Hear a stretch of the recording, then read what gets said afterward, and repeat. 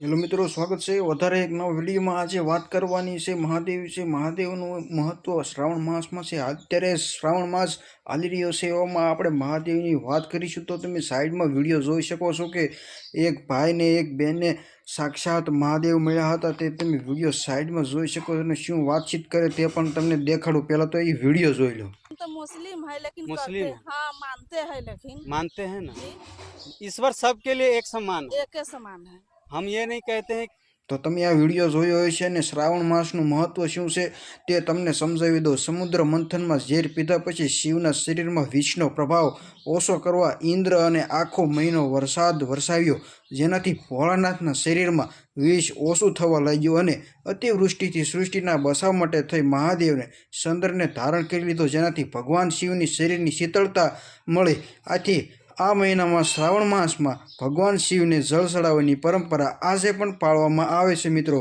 આ છે શ્રાવણ માસનું મહત્વ અને આવા ને આવા જ વિડીયો જોવા માટે અમારી ચેનલ જોતા રહેજો। બસ આ વિડીયોમાં એટલું જ છે, મળશું બીજા વિડીયોમાં, ત્યાં સુધી બાય બાય।